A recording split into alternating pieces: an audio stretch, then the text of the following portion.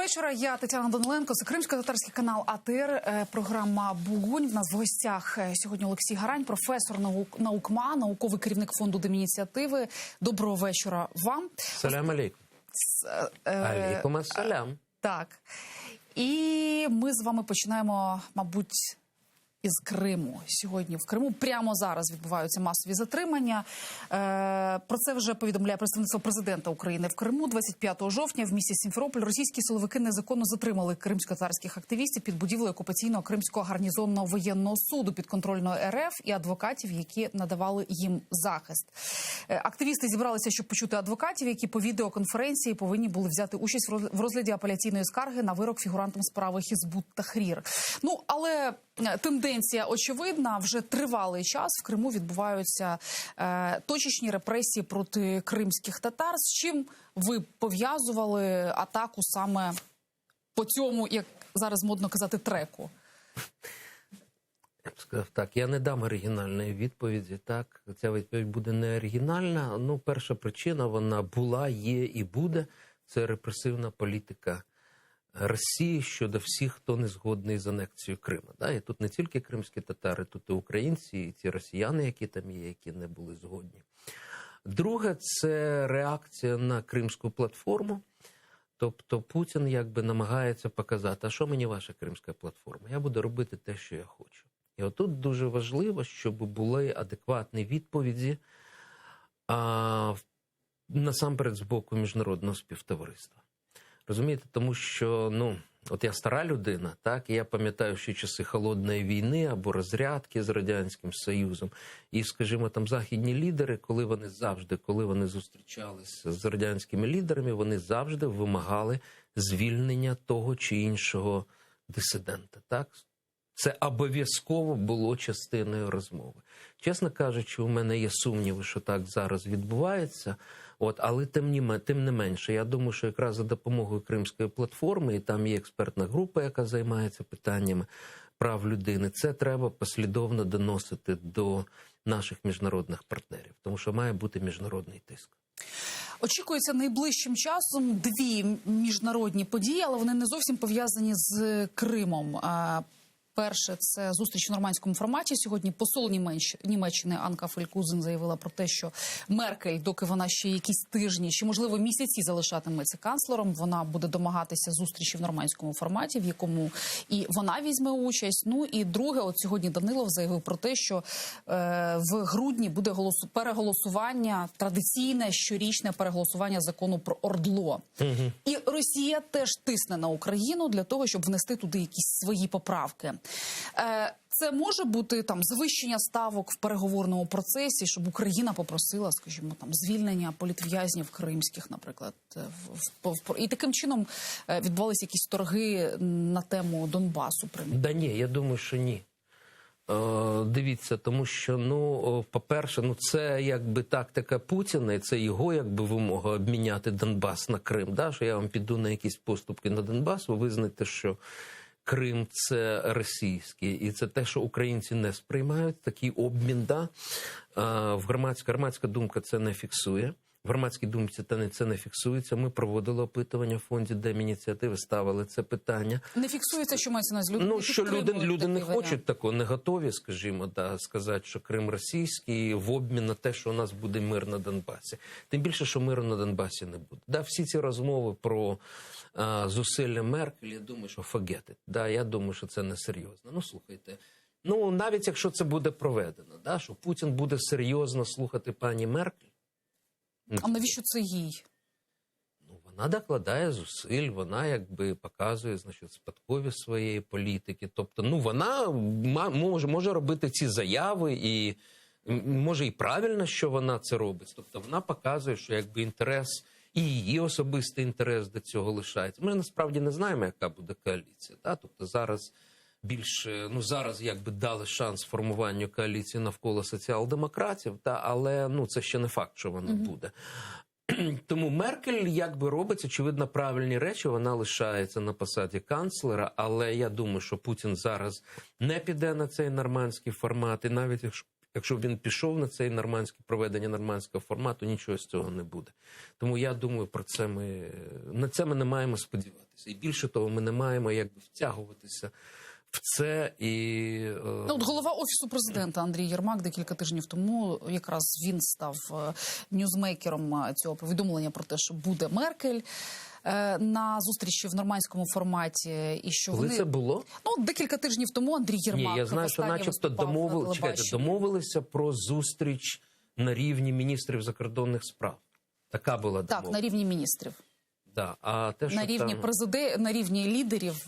Ні, я згадав, була ця заява Єрмака. Ну, слухайте, мало що говорить наша влада. Мало що. Ну, схоже було, що і їм навіщось це потрібно. Ні. Слухайте, я думаю, що насправді, дивіться, Зеленський зараз, люди навколо нього, вони розуміють, що піти на якісь поступки Путіна вони не можуть. Так? Тобто ця ейфорія, яка була там в перші місяці перебування Зеленського при владі, що ми сядемо, порішаємо, домовимося, подивимося Путіну в очі. Я думаю, що вони переконали, що цього не буде. Да? Риторика Зеленського стала достатньо якби жорсткою. Ці розмови про те, що ми хочемо нормандську зустріч, ми демонструємо свою миролюбність, так. Ми це демонструємо, ми готові йти на якісь розумні компроміси. Дивіться, з українського боку КПВВ не закриваються, вони закриваються з того боку. Ми на ту сторону перекладаємо відповідальність за зрив домовленості. Я думаю, що з дипломатичної точки зору це правильно. А реально нічого не буде. Щодо цього закону про статус ОРДЛО, мій прогноз, що він буде переголосований, як це було вже за всіх. Да? Причому всі кричать, що ганьба, зрада, потім голосують. Да? Так само, я думаю, що наша продержавницька позиція зараз. Ця продержавницька позиція, вона може закинути Зеленського. От бачите, ви говорили. І що? Ви продовжуєте насправді нашу лінію. Да? Тому я думаю, що тут ніяких змін не буде. І в принципі це правильно. Знову ж таки, з цим законом про ОРДЛО там є формулювання, які, очевидно, для нас є достатньо болючі, всякі ці розмови про амністію бойовикам, але там є чіткі запобіжники. Закон вступає в силу після того, як. І цього після того, як нема.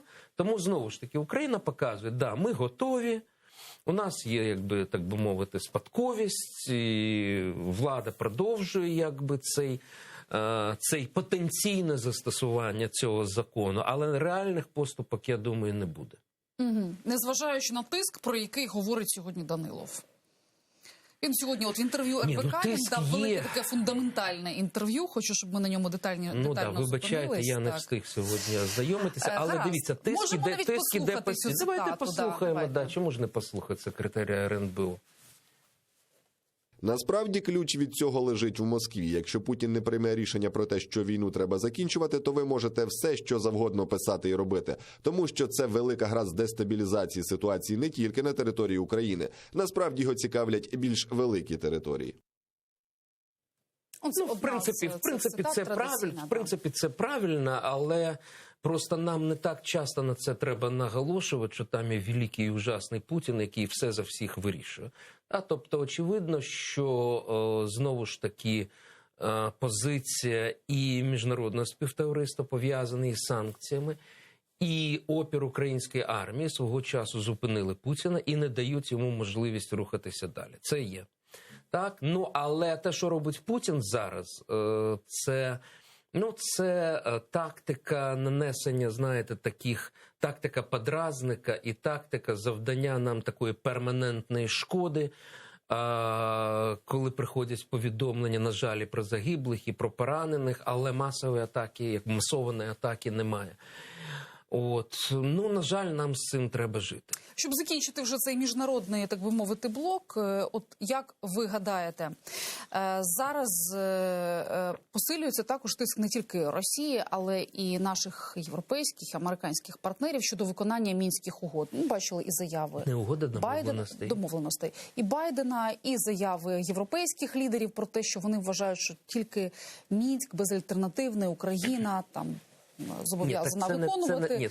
Це ритуальні фрази, чи все-таки у Заходу є спокуса зараз в світлі енергетичної кризи вирішити, можливо, якісь свої проблеми з Росією за рахунок такого партнера, як спокуса, Україна? мабуть, очевидно, є завжди, але я думаю, що в даному випадку це ритуальні фрази. Знову ж таки, знаєте, коли говорять, що там Україна не суб'єкт, це об'єкт і так далі. Ні, це неправда. От в Україні, вибачте, от навіть Зеленський, він хотів піти на поступки Путіну. Да, спротив всередині країни не дав це зробити. І у Зеленського його радників щось там клацнуло в голові, і вони почали займати іншу позицію, модифікувати цю позицію. Тому, знаєте, добре, натисне Захід, скажімо, з Росією на Зеленського. Зеленський, наприклад, внесе щось в парламент. І що там буде належна кількість голосів, так виведу і вийдуть люди на вулиці. Тому я думаю, що цього не буде. Цього не буде, і Зеленський не ризикне. І слухайте, наші ж партнери, вони теж не дурні. Та ж сама Анка Фельдхузен, яка сидить у нас в Києві, вона все прекрасно розуміє, вона добре знає цю ситуацію. Дестабілізація в Україні нашим західним партнерам не потрібна. Тому, я думаю, ритуальні фрази про Мінськ, про те, що треба, що виконувати, всі це повторюють і так далі. Але далі справа не йде. Але не з вини України. І це дуже важливо наголошую. І слава Богу, що це Росія зриває. Що ми не доходимо до політичної частини мінських домовленостей. Пункт 1 не виконаний. Вибачайте. Гаразд. Тоді до наших внутрішніх, як ревену аномутом, як кажуть французи, до наших внутрішніх баранів. На кого ви натякаєте? Велике масштабне опитування Київського міжнародного інституту соціології, КМІС, вже обговорюється буквально тиждень. Вже можна було припинити, вже все сказано. Да? Що там додати Хотіла до б цього? показати цифри президентського і парламентського рейтингів, якщо можна, про те, як змінилися буквально за 1,5 місяці. Так, Володимир Зеленський 24,7, тобто в нього ще буквально в серпні було понад 30, Петро Порошенко 15,6, 33 було в серпні, Юлія Тимошенко 12,2, Юрій Бойко 9,6, Смішко, Разумков, який з'явився несподівано там. Чому ж несподівано? Ви, до речі, активно коментували десь місяць тому перспективи Разумкова, і ось він раз і з'явився. І це ще не почалися, так би мовити, важкі часи. Так, ми очікуємо взимку загострення енергетичної кризи, коронавірусну кризу, і так далі. І так далі. Очікування не найкраще. Тобто це тільки буквально два скандали, які були вивчені: Panama Papers, Вагнергейт і все. І Pandora Papers і все на цьому. Так, невже настільки потужні медіа опонентів президента, що ці два кейси так сильно вплинули на рейтинги, обвалили їх буквально за 1,5 місяця? Не тільки це. Дивіться, по-перше, тут цікаво, що це ви порівнюєте з вереснем і кажете, що там наскільки на 9%, серпень, да? Так, великий. Але кінець серпня, так. Але були опитування на 1 серпня, на 1 червня, те ж саме КМІСу.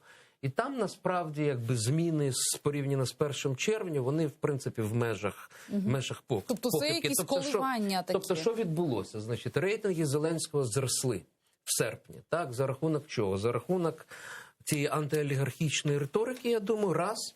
І друге, за рахунок того, що він все-таки почав демонструвати, що я державник. Так? Тобто санкції проти Медведчука, там великий герб, відновлення української державності і так далі, і так далі. День Незалежності. Так це ж я кажу, під час Дня Незалежності він заявляв, встановимо, День відновлення української державності, який співпадає з днем заснування Києва. Невідомо, коли це було, ладно.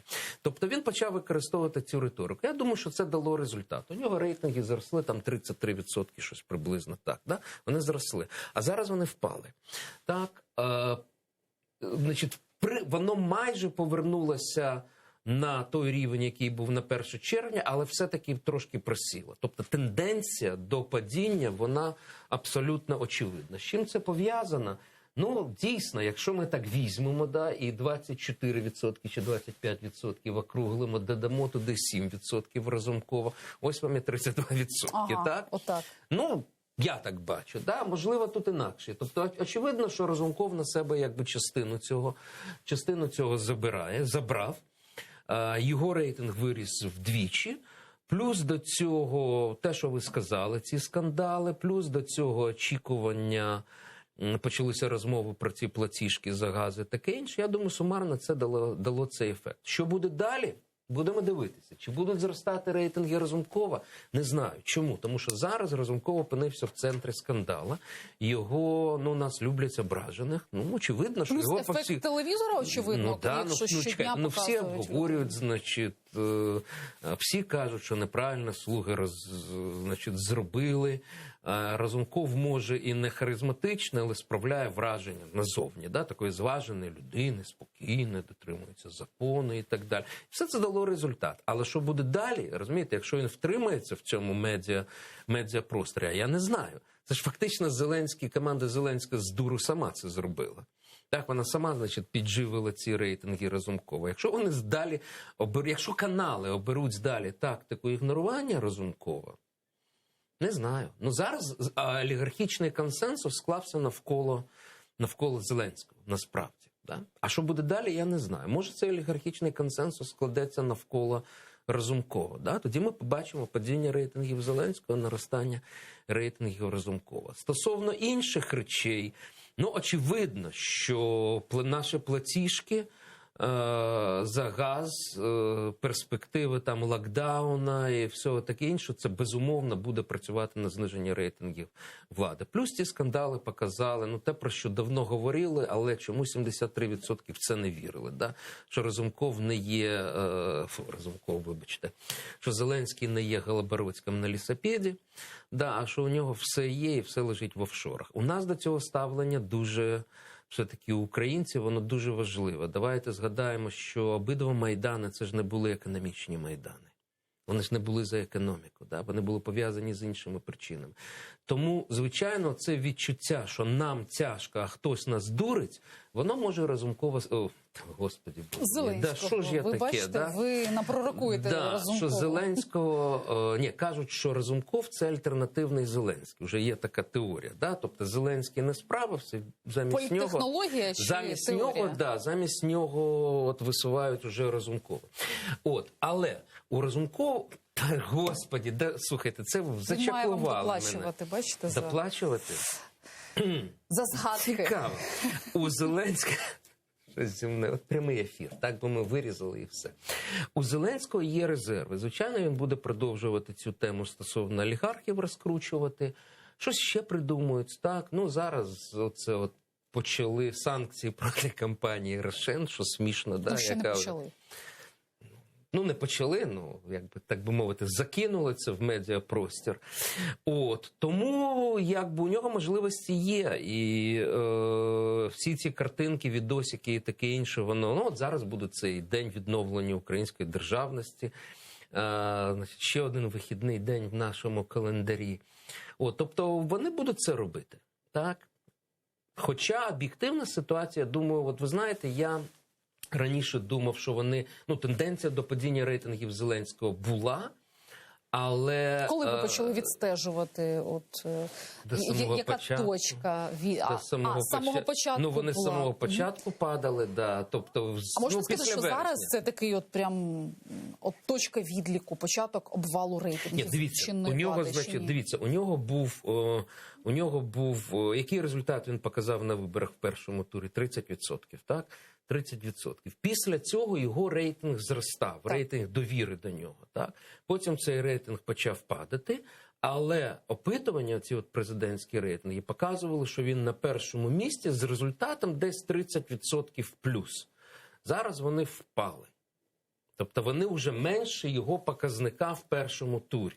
Оце дуже важливо. Але тут же питання, добре, уявляємо, що вибори зараз. І що буде? В другий тур виходить Зеленський-Порошенко. Що далі?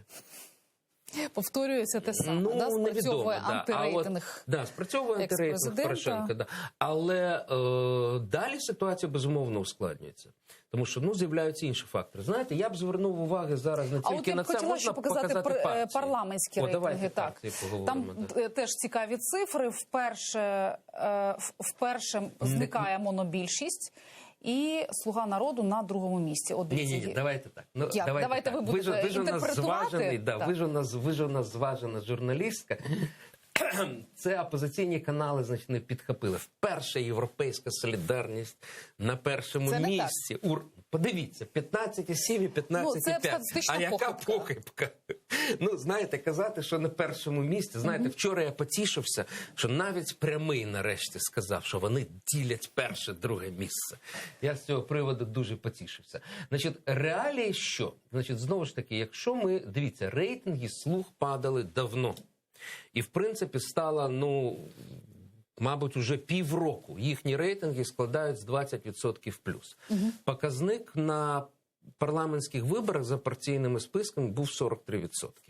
Значить, це означає, що їхнє представництво в парламенті скорочується більш ніж вдвічі.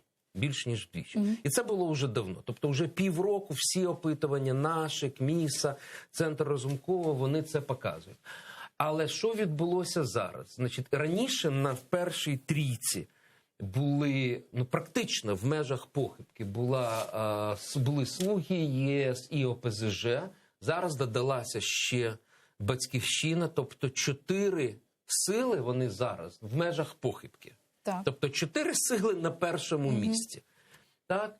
І в будь-якому випадку, що це означає? Це означає, що в майбутньому парламенті монобільшості не буде.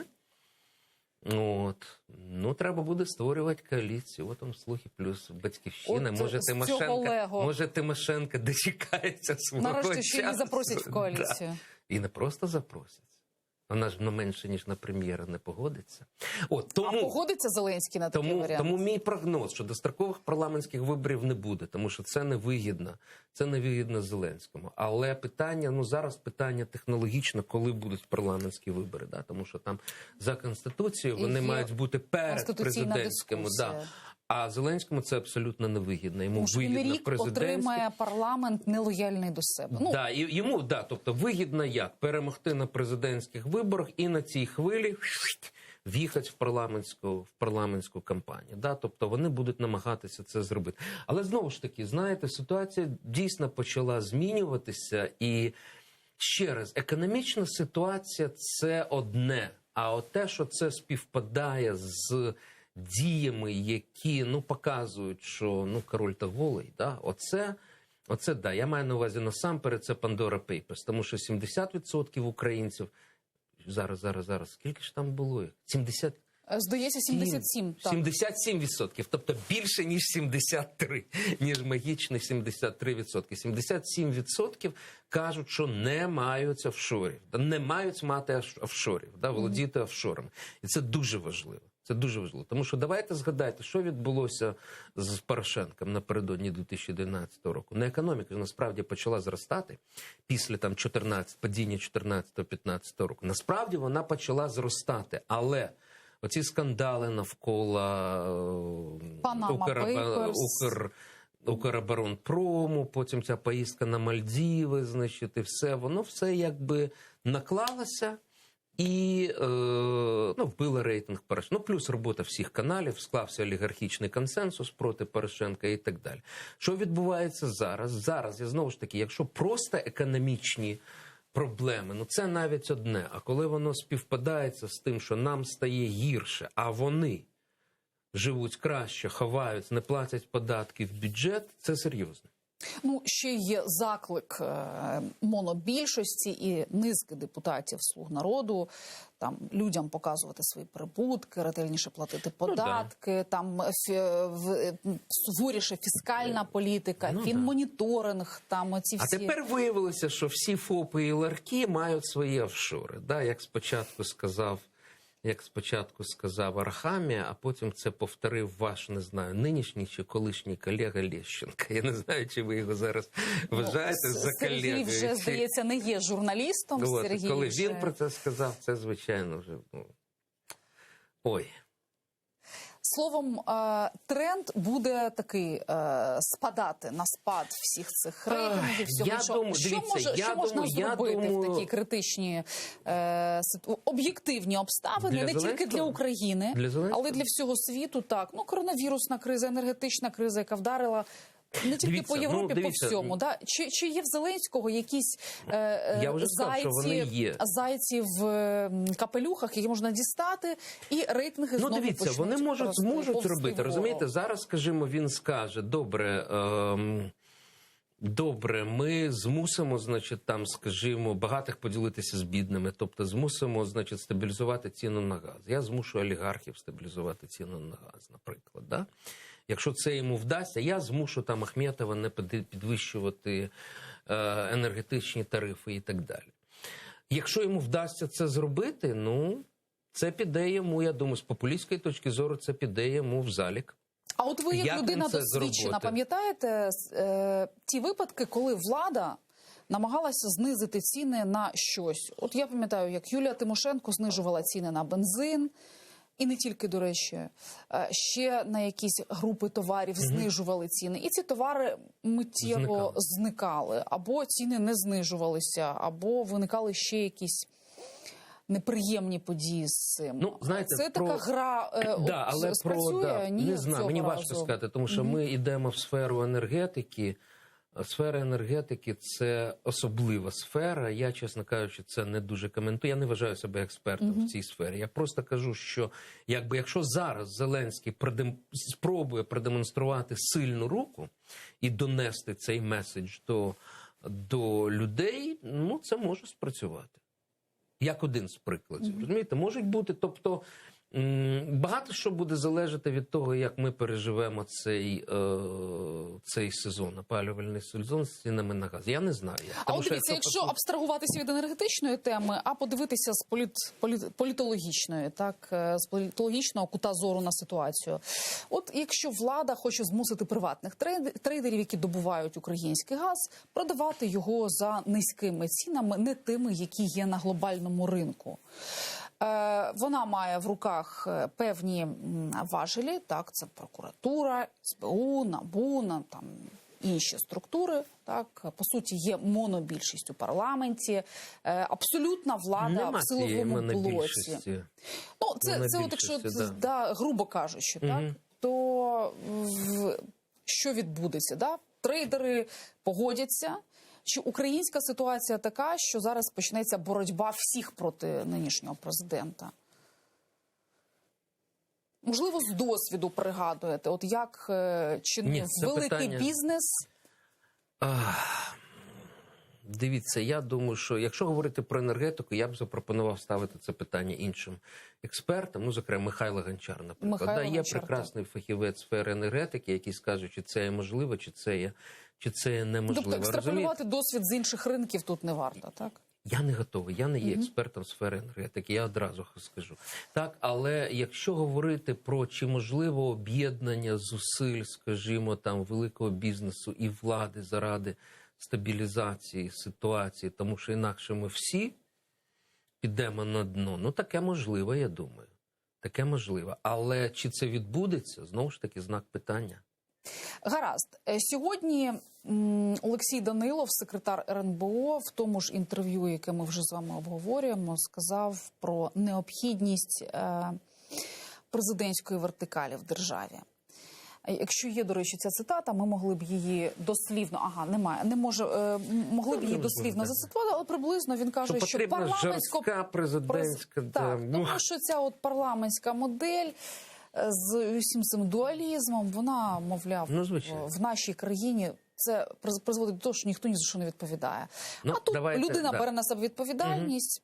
Я, чесно кажучи, хотіла простежити от еволюцію поглядів людей за соціологією, але складно. Я бачила негативне ставлення до чисто парламентської моделі в українців.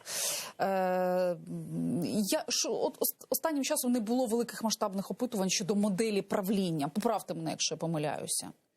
Я не пам'ятаю. Як українці взагалі? Чого вони хочуть? Українці проти того. Українці за сильну руку, але проти того, щоб віддавати свої свободи на користь авторитарного лідера. От так. Це як? Як це? Як це? Давайте приклад. Сильна людина, сильний лідер, але не авторитарна влада. От вам Меркель. Меркель, Рейган, Де Голь, Тетчер, купа прикладів, так? Але не авторитарна влада.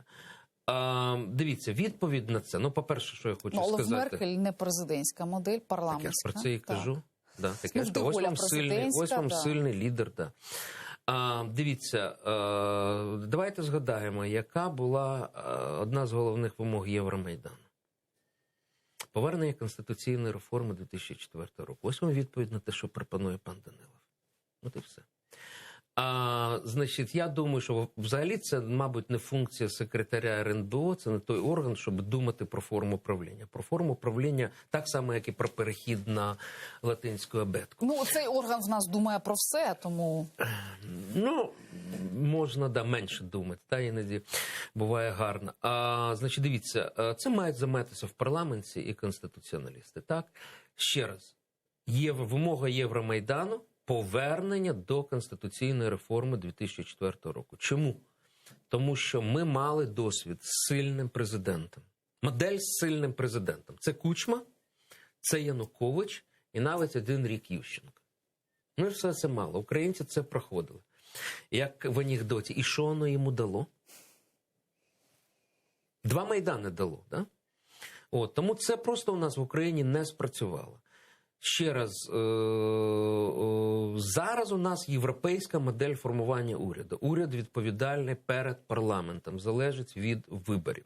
Ну, інша річ, що Зеленський отримав цю монобільшість, тому він так Тому керує. де-факто у нас чисто президентська модель. Ну, теж не зовсім. Не зовсім. Вона. Ні, звичайно, да. І ми бачимо, що він мусить шукати цю коаліцію в парламенті, ситуативну і так далі. Але відповідь очевидна.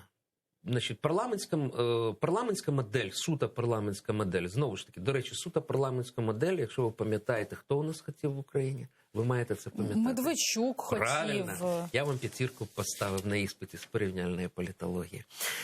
Медведчук хотів, да. Чому? Тому що це можливість смикати за ниточки в умовах, коли у нас немає сформованих ідеологічних партій, ми таким чином можемо робити те, що нам потрібно. Тому насправді, в принципі, та модель, яка у нас є, змішана модель з президентом, повноваження якого обмежили після 2004 року, але який все-таки зберігає достатньо серйозні повноваження, з урядом, який має формуватися залежно від виборів, вона достатньо збалансована. Так? Є проблеми всередині цієї влади, безумовно, але ця система, вона дозволяє нам, в принципі, вона створює можливості для уникнення монополізації влади. Монополізація влади погана.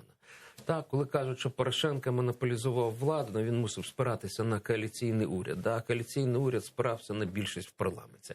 Так, і тому, зрештою, прем'єр-міністр Гройсман почав проводити свою лінію.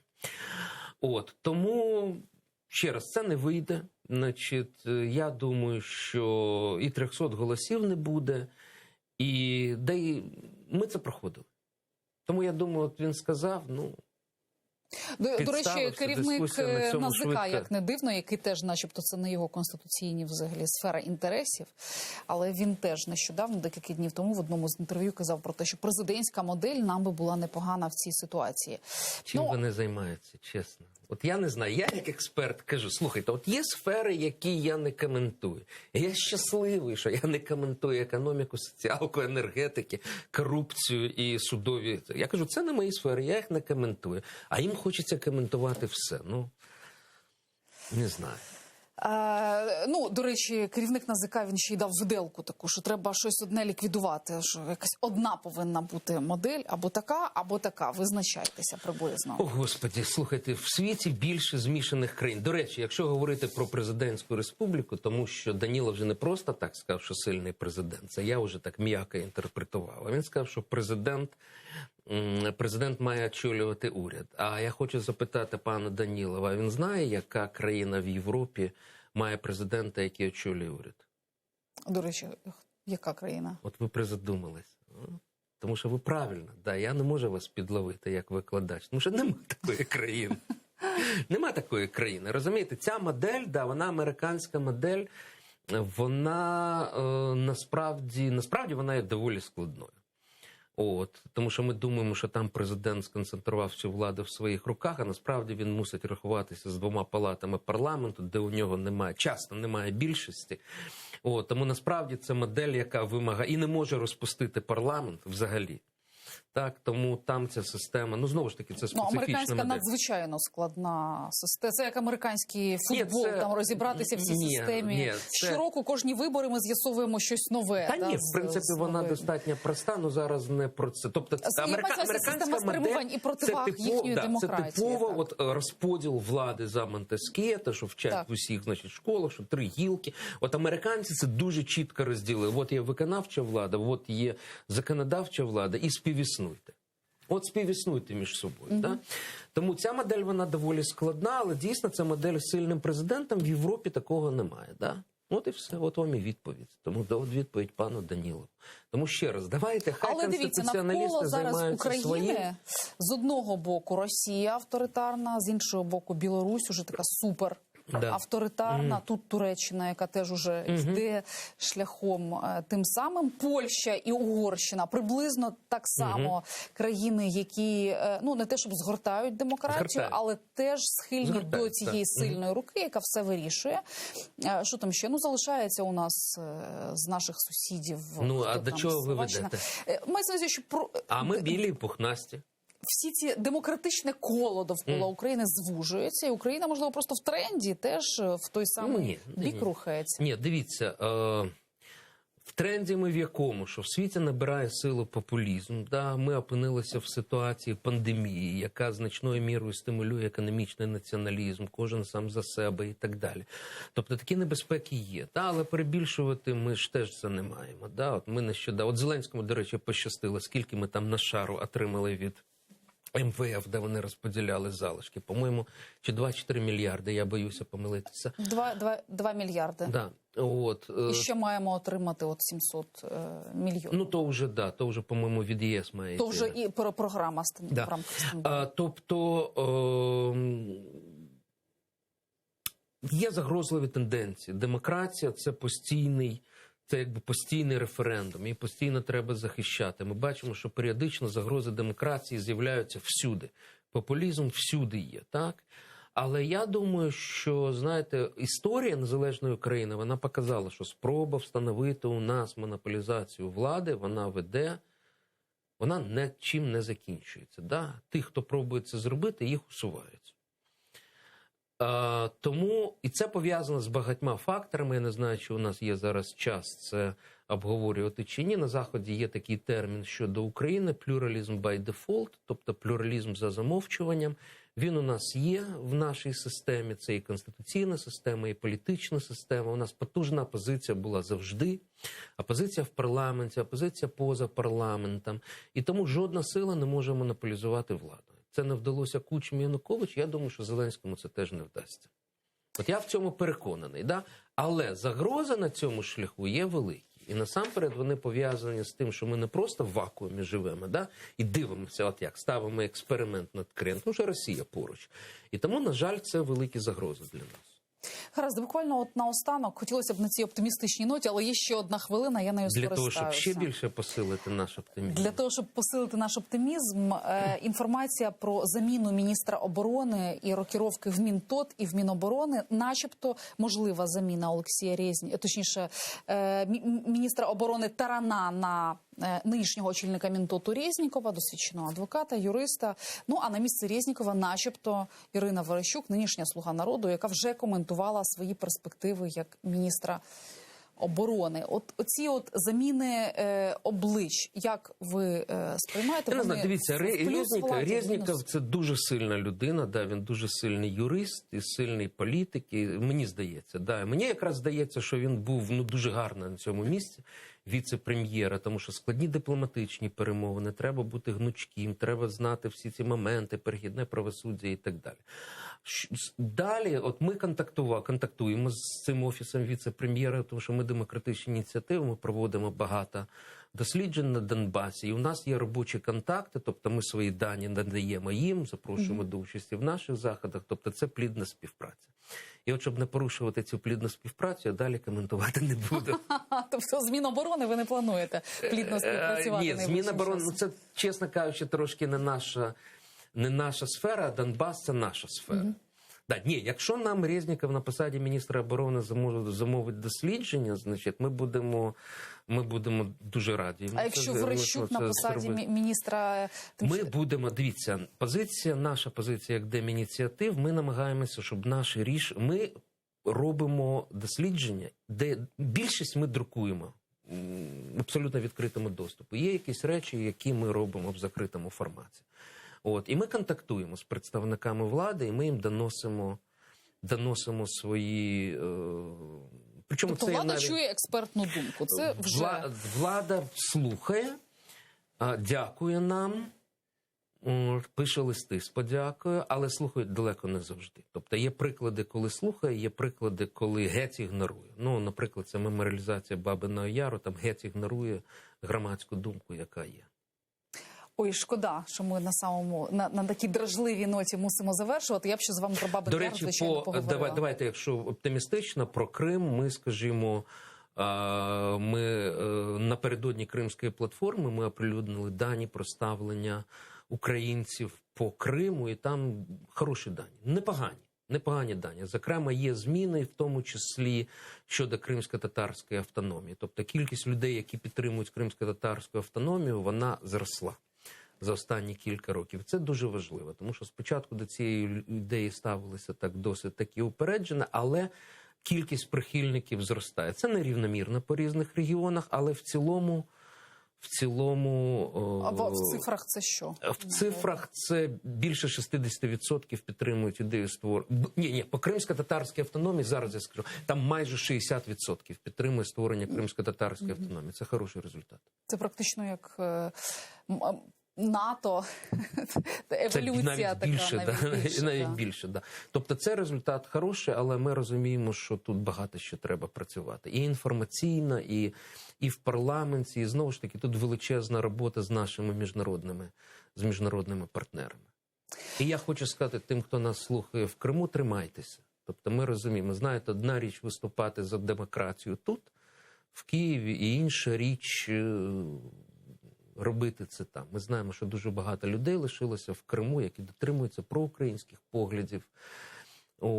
І я, до речі, у 2015-му я здійснив таку бліц-поїздку на кілька днів в окупований Крим. Я там вітався з деякими людьми, вони мені казали «Слава Україні!». І бачив в одному, бачив в графіті, там було написано «Крим наш, ночей». У мене є фото цього. Тобто ви не самотні, ті кримчани, які дивляться сьогодні нас. Да. Що ж, на цьому ставимо 3 крапки, перериваємося на свіжі новини. Заман буквально через декілька хвилин, а ми з вами зустрінемо, вони будуть українською мовою, а ми з вами зустрінемося можна після подякувати новин. кримсько-татарську, зараз я спробую, Сагол. А ми з вами зустрінемося після новин з новим гостем і з новими темами. Залишайтесь з нами.